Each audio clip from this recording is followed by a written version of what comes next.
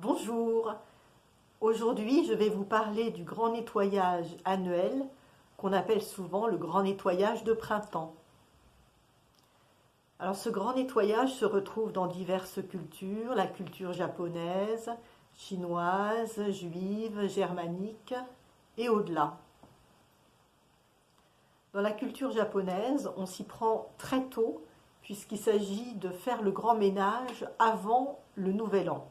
C'est le même nouvel an que nous parce qu'il s'agit du calendrier grégorien.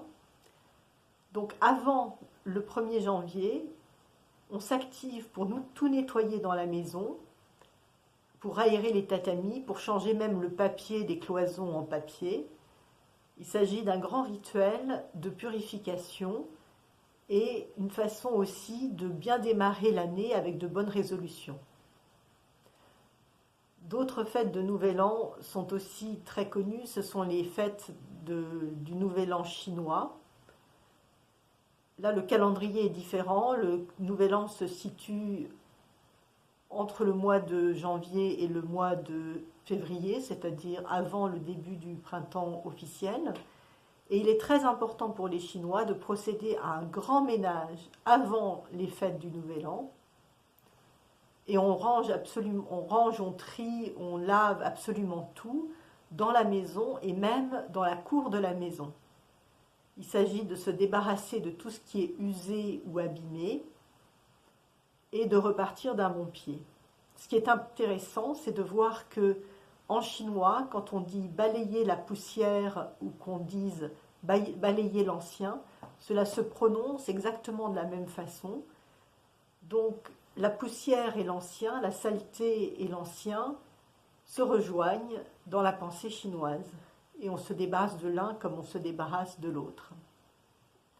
Il est très important en Chine de faire le grand nettoyage avant les fêtes et non pas pendant, parce que celui qui ferait le ménage pendant les fêtes du Nouvel An s'exposerait à voir la malchance entrer chez lui. Donc c'est important de s'y prendre au bon moment.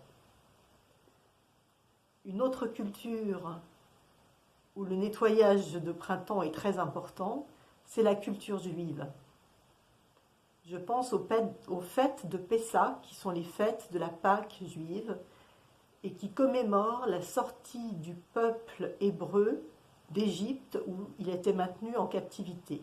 Donc on dit que Dieu a libéré les Juifs d'Égypte au printemps. Et on commémore cela par les fêtes de Pâques. Et pendant ces fêtes, on va s'efforcer de tout nettoyer. Avant les fêtes, on s'efforce de tout nettoyer pour chasser la moindre miette de pain, la moindre miette de céréales levées ou fermentées, qu'on appelle en hébreu hametz. Donc, dans la maison, on va se concentrer en particulier sur la cuisine et la salle à manger, mais toutes les pièces de la maison sont concernées, pour se débarrasser justement de la moindre miette de hametz. Par jeu, la veille de la fête, on va demander aux enfants de rechercher les dernières miettes de hametz qu'on aura dispersées ça et là pour qu'ils puissent les découvrir et s'amuser. Mais ce qui est très important dans la Pâque juive, c'est que le nettoyage prend une dimension spirituelle, c'est-à-dire que le profane rejoint le sacré. Et c'est vrai aussi dans le rapport à la nourriture, dans la culture juive, le profane rejoint le sacré. Enfin, je vais vous parler de l'Osterputz. Moi qui suis née en Alsace, on parle d'Osterputz, mais dans le monde germanique également. Osterputz, littéralement, veut dire le nettoyage de Pâques. Et ce rituel a très certainement été inspiré par les rituels de nettoyage de la Pâque juive.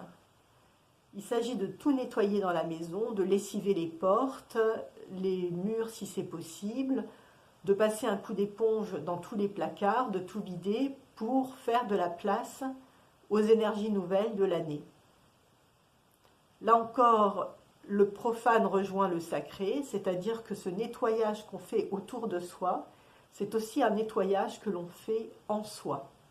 Voilà, je vous ai parlé du grand nettoyage de printemps et j'espère que je vous ai donné envie de vous y mettre. À bientôt.